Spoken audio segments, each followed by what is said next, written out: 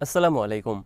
৭ October নিজেদের সেনা এবং সাধারণ ইসরায়েলিদের হত্যার নির্দেশ দিয়েছিল ইসরায়েল আর্মি। গাজা ফেরত ৬ ইসরায়েলি সেনা গণমাধ্যমকে বলেছেন সব ফিলিস্তিনিদের নির্বিচারে হত্যার নির্দেশ দেওয়া হয়েছিল। ওয়াশিংটন ন্যাটো সম্মেলন নতুন পর্বে ইউক্রেন যুদ্ধ।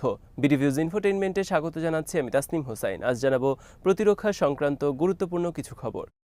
৭ অক্টোবর ইসরায়েলের অভ্যন্তরে হামাসের অভিযানের দিন ইসরায়েল আর্মি তাদের নিজেদের সেনাদের এবং সাধারণ ইসরায়েলিদের নির্বিচারে হত্যার নির্দেশ দিয়েছিল। এই নির্দেশ তারা দিয়েছিল ইসরায়েলের কোনো সেনা এবং সাধারণ ইসরায়েলিকে যেন হামাস জিম্মি করে গাজায় নিয়ে যেতে না পারে সেজন্য। নিজেদের সেনা এবং সাধারণ মানুষকে হত্যার এই নির্দেশ বিষয়ক ডকুমেন্ট প্রকাশ করেছে ইসরায়েলি প্রভাবশালী পত্রিকা হারেজ। এই ঘটনায় বর্তমানে তোলপাড় চলছে ইসরায়েলে। গত ৭ জুলাই হারেজ পত্রিকার অনুসন্ধানী প্রতিবেদনে বলা হয়, ৭ অক্টোবর হামাসের গাজা অভিযানের দিন ইসরায়েল আর্মি হানিবল ডাইরেক্টিভ জারি করে। এই আদেশ অনুসারে ইসরায়েল আর্মি নিজেদের সেনা এবং সাধারণ মানুষ হত্যার অনুমতি লাভ করে। ৭ অক্টোবর হামাসের হাতে অপহরণের শিকার হওয়া ইসরায়েলি সেনা এবং সাধারণ ইসরায়েলিদের হত্যার আদেশ দেয় ইসরায়েল আর্মি। তাদেরকে যেন হামাস অপহরণ করে জিম্মি করতে না পারে সেজন্য এই হানিবল আদেশ জারি করে ইসরায়েল আর্মি। ইসরায়েল আর্মির গাজা ডিভিশন এবং সাউদার্ন কমান্ড ৭ অক্টোবর এই আদেশ জারি করে ৩টি এলাকায়। এগুলো হলো ইরেজ, রেম এবং নাহাল ওজ কিবাতাস ঘাঁটি। নাহাল ওজ ঘাঁটি থেকে কয়েক ডজন ইসরায়েলি সেনা অপহরণ করেছিল হামাস। হানিবল ডাইরেক্টিভ অনুসারে ইসরায়েল আর্মি সেদিন জিক নামক অ্যাটাক ড্রোন থেকে পরিচালনা করে গাইডেড মিসাইল হামলা। এতে নিহত হয় অনেক সাধারণ ইসরায়েলি। হারেজ পত্রিকা দাবি করেছে, ইসরায়েল আর্মির হানিবল ডাইরেক্টিভ জারির ডকুমেন্ট হাতে পেয়েছে তারা। হানিবল ডাইরেক্টিভ জারির ডকুমেন্ট এবং এর সাথে জড়িত বেশ কয়েকজন সেনা কর্মকর্তা ও সাধারণ সেনাদের সাক্ষাৎকার গ্রহণ করে প্রামাণ্য রিপোর্ট প্রকাশ করেছে হারেজ। হামাসের ৭ অক্টোবর অভিযানের দিন ইসরায়েল আর্মির নির্বিচার হামলায় সাধারণ অনেক ইসরায়েলি হত্যা এবং যানবাহন ধ্বংস নিয়ে এর আগেই রিপোর্ট প্রকাশ করেছে অনেক গণমাধ্যম। এবার সেই রিপোর্টের সমর্থন পাওয়া গেল ৭ জুলাই প্রকাশিত হারেজ পত্রিকার অনুসন্ধানী প্রতিবেদনে। হানিবল ডাইরেক্টিভের সাথে জড়িত একজন ইসরায়েলি আর্মি হারেজকে জানিয়েছে, ৭ অক্টোবর সাউদার্ন কমান্ড থেকে বিকালে গাজা ডিভিশনকে আদেশ দেয় একটি গাড়িও যেন গাজায় ফিরে যেতে না পারে। আমরা সবাই তখন জানতাম হামাসের গাড়িতে ইসরায়েলি সেনা এবং সাধারণ ইসরায়েলি থাকতে পারে। এই অবস্থায় কোনো গাড়ি গাজায় ফিরতে না দেওয়ার মানে অপহরণের শিকার ইসরায়েলি সেনা এবং সাধারণ ইসরায়েলি রয়েছে যেসব গাড়িতে, সেসব গাড়িও নির্বিচারে ধ্বংস করে ফেলা, ইসরায়েলি সেনা সাধারণ ইসরায়েলিদেরও হত্যা করা। কারণ আমাদের পক্ষে জানা সম্ভব ছিল না কোন গাড়িতে ইসরায়েলিরা রয়েছে আর কোন গাড়িতে নেই। ইসরায়েলি সেনা কর্মকর্তা হারেজকে জানান, ইসরায়েল থেকে কোনো গাড়িতে যাতে গাজায় ফিরে যেতে না পারে সেজন্য ইসরায়েল আর্মি সীমান্তে মর্টার হামলা শুরু করে। এর মানে হলো সীমান্তকে একটি কিলিং জোনে পরিণত করার কাজ শুরু হয়। ইসরায়েলের হিসাব অনুসারে ৭ অক্টোবর ইসরায়েলের অভ্যন্তরে হামাসের অভিযানে নিহত হয়েছে ১১ শতাধিক ইসরায়েলি। হারেজ রিপোর্টে বলা হয়েছে, এটি পরিষ্কার নয় ইসরায়েল আর্মির গুলিতে কেউ সেদিন নিহত হয়েছিল কিনা। তবে একটি ঘটনা ইতোমধ্যে ইসরায়েলের গণমাধ্যমের দৃষ্টি আকর্ষণ করেছে। সেটি হলো, ঘটনার দিন ইসরায়েলি ট্যাঙ্কের গোলা বর্ষণে ১৩ জিম্মি নিহত হয় কিবাজ বেরির একটি বাড়িতে। তাদেরকে সেখানে জিম্মি করে রেখেছিল হামাস।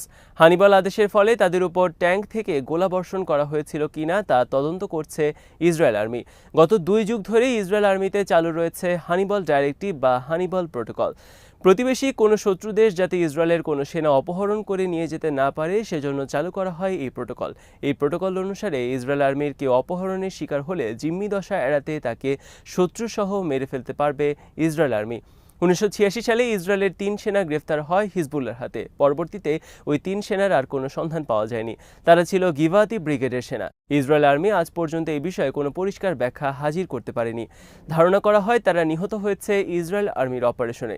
২০০১ সালে হামাসের হাতে বন্দী ইসরায়েলের একজন সেনা মুক্তির বিনিময়ে ইসরায়েল ১,০০০ ফিলিস্তিনিকে মুক্তি দিতে বাধ্য হয়েছিল। এ অবস্থায়, অর্থাৎ শত্রুর সাথে দর কষাকষি এবং বিব্রতকর অবস্থা এড়াতে ইসরায়েল আর্মি চালু করে হানিবল ডাইরেক্টিভ। গাজা ফেরত ৬ ইসরায়েলি সেনা বলেছেন, গাজায় নির্বিচারে সব ফিলিস্তিনিকে হত্যার নির্দেশ ছিল ইসরায়েলি সেনাদের প্রতি। বৃদ্ধ, নারী, শিশুসহ যাকেই সামনে পাবে সবাইকে কোনো প্রশ্ন ছাড়াই হত্যার নির্দেশ ছিল। শিশুদের হত্যার বিষয়ে ইসরায়েলি সেনারা বলেছে, আজকের শিশু আগামী দিনের সন্ত্রাসী, তাই তাদেরও মেরে ফেলার নির্দেশ ছিল। ১৬ থেকে ৫০ বছর বয়সী যে কাউকে সন্ত্রাসী মনে করে মেরে ফেলার নির্দেশ দিয়েছিল ইসরায়েল আর্মি। কোনো এলাকা ত্যাগের আগে সেখানকার সব বাড়িঘর জ্বালিয়ে দিতে বলা হয়েছিল সেনাদের। এমনকি বাড়ির লোকজন যাতে বাড়ি থেকে বের হতে না পারে সেই অবস্থায় আগুন দিয়ে পুড়িয়ে মারতে বলা হয়। গাজা ফেরত ৬ ইসরায়েলি সেনা লোমহর্ষক এসব বিবরণ দিয়েছে +972 ম্যাগাজিন এবং লোকাল কল নামক একটি গণমাধ্যমকে। 6 ইসরায়েলি সেনাদের একজন তার নাম প্রকাশ করেছে এবং বাকিরা তাদের নামের প্রথম অক্ষর প্রকাশের অনুমতি দিয়েছে। এসব ইসরায়েলি সেনারা বলেছে, দিনের পর দিন ফিলিস্তিনিদের লাশ পড়ে থাকত রাস্তায় যেখানে আন্তর্জাতিক কোনো সম্প্রদায় পৌঁছানোর সম্ভাবনা ছিল, সেখানকার লাশ ইসরায়েলি সেনা বুলডোজার দিয়ে মাটি চাপা দিয়েছে। অন্যান্য স্থানে মাটির উপরই পচে গলে মাটির সাথে মিশেছে ফিলিস্তিনিদের দেহ। কুকুর সহ বিভিন্ন প্রাণীকে তারা খেতে দেখেছে ফিলিস্তিনিদের লাশ।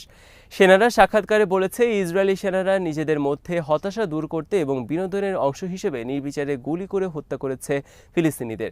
উত্তর গাজা থেকে ফেরত আসা একজন রিজার্ভ সেনা জানান, আমি ছিলাম খুব হতাশ, তাই আমি চলার পথে কোনো উদ্দেশ্য ছাড়া বাড়িঘর সহ যেখানে সেখানে গুলি করতাম।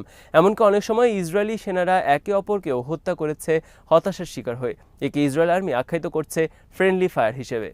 ইসরায়েলি সেনারা জানান, চলার পথে কাউকে বিন্দু পরিমাণ কোনো হুমকি মনে করলেই কোনো প্রশ্ন ছাড়াই গুলি করার নির্দেশ দেওয়া হয়েছে, তা সে বৃদ্ধ, মহিলা বা নারী, শিশু যাই হোক না কেন। এমনকি বাড়ির জানালা দিয়ে কেউ ইসরায়েলি সেনাদের দিকে তাকালেও তাকে সন্ত্রাসী মনে করে গুলি করতে বলা হয়েছে। বি অধ্যক্ষরের একটি সেনা এই ঘটনার বিবরণ দিয়ে বলেন, আল জায়তুনে একটি উদ্বাস্তু শিবিরে কোনো কারণ ছাড়াই ইসরায়েলি সেনারা গুলি করে হত্যা করেছে কমপক্ষে 20 ফিলিস্তিনিকে। এস অধ্যক্ষরের এক সেনা বলেন, তার এক সঙ্গী যোদ্ধা কোনো কারণ ছাড়াই অনেক ফিলিস্তিনিকে হত্যা করেছে বিভিন্ন এলাকায়। একটি ঘটনার কথা স্মরণ করে এই সেনা বলেন, তার সঙ্গী যোদ্ধা একদিন একটি পরিবারের সবাইকে কোনো কারণ ছাড়াই হত্যা করে। তারা ছিল 4 জন, মা, বাবা এবং 2 শিশু। গাজা ফেরত যে 6 সেনা গণমাধ্যমকে সাক্ষাৎকার দিয়েছেন, তারা যুদ্ধ করতে অস্বীকৃতি জানানোর পর তাদেরকে ফেরত আনা হয়। এদের মধ্যে একজনের নাম ইউভাল গ্রিন। সম্প্রতি গ্রিন 41 জন রিজার্ভ সেনার সঙ্গে যুদ্ধ না করার আবেদনে স্বাক্ষর করেন। গ্রিন একটি ঘটনার বিবরণ দিয়ে বলেন, গাজার একটি টানেলে হামাস বিরোধী অভিযানের সময় 3 ইসরায়েলি বন্দী সেনা নিহত হয়েছে। আমাদেরকে বলা হয়েছিল জিম্মি সেনারা আগেই মারা গেছে, কিন্তু তারা জীবিত ছিল। এই ঘটনা আমাকে মর্মাহত করেছে, কারণ আমাদেরকে বলা হয়েছিল জিম্মিদের উদ্ধারের জন্য ইসরায়েল গাজায় যুদ্ধ করছে, কিন্তু যুদ্ধে ইসরায়েলি সেনাদের হাতে মারা গেছে জিম্মিরা। ওয়াশিংটনে ন্যাটোর 3 দিনব্যাপী সম্মেলনে ইউক্রেনের প্রতি দীর্ঘমেয়াদে যাবতীয় সহায়তার সর্বসম্মত প্রতিশ্রুতি দেওয়া হয়েছে যৌথ বিবৃতিতে। মঙ্গলবার থেকে শুরু হওয়া 3 দিনব্যাপী সম্মেলনের মূল এজেন্ডা ছিল ইউক্রেন যুদ্ধ। সম্মেলনে ইউক্রেনকে আগামী বছর $43 বিলিয়ন সামরিক সহায়তা দেওয়ার অঙ্গীকার করা হয়েছে। প্যাট্রিয়ট মিসাইল সহ 5টি আধুনিক মিসাইল সিস্টেম, F-16 যুদ্ধ বিমান দেওয়ারও অঙ্গীকার করেছে ইউএসএ। যুক্তরাষ্ট্রের দেয়া F-16 জঙ্গি বিমান শিগগিরই ইউক্রেনে পৌঁছবে বলে জানিয়েছে যুক্তরাষ্ট্র। এছাড়া সম্মেলন থেকে সর্বসম্মত সিদ্ধান্ত নেওয়া হয়েছে ইউক্রেনকে ন্যাটোর সদস্যপদ দেওয়ার বিষয়ে বিবেচনা করার। সম্মেলনে সিদ্ধান্ত নেওয়া হয়েছে কিয়েভে ন্যাটোর একটি ইউনিট অফিস খোলার। এই অফিস থেকে সমন্বয় করা হবে ইউক্রেন আর্মি এবং ইউক্রেন কর্মকর্তাদের সাথে। ন্যাটো সম্মেলনের এসব সিদ্ধান্তের মানে হলো দীর্ঘমেয়াদে চলবে ইউক্রেন যুদ্ধ, কারণ রাশিয়ার প্রধান চাওয়া হলো ইউক্রেনকে ন্যাটোর বাইরে রাখা। কিন্তু ওয়াশিংটন সম্মেলনে ইউক্রেনকে ন্যাটোর সদস্যপদ দেওয়ার বিষয়ে ইতিবাচক সিদ্ধান্ত নেওয়া হয়েছে এবং ইউক্রেনকে দীর্ঘমেয়াদে যাবতীয় অস্ত্র সহায়তার অঙ্গীকার করা হয়েছে। তবে আশার দিক হলো, নভেম্বরের নির্বাচনে বাইডেনের পরাজয় ঘটলে ইতি ঘটবে ন্যাটোর এসব আয়োজনের, কারণ ট্রাম্প ন্যাটোর তীব্র সমালোচক এবং ক্ষমতায় আসলে একদিনে ইউক্রেন যুদ্ধ বন্ধের অঙ্গীকার করেছেন। ফলে ওয়াশিংটন সম্মেলনে ইউক্রেন যুদ্ধের নতুন ডামাডোল বাজানো হলেও তাতে খুশি হতে পারছেন না ইউক্রেনের প্রেসিডেন্ট জেলেনস্কি। আজ এখানেই শেষ করছি। সমরাস্ত্র, প্রতিরক্ষা এবং কূটনীতির নানা তথ্য জানতে চোখ রাখুন বিডিভিউজ ইনফোটেইনমেন্টে। চ্যানেলটি ভালো লাগলে সাবস্ক্রাইব করুন। সংযুক্ত থাকুন আমাদের ফেসবুক পেজে। আল্লাহ হাফেজ।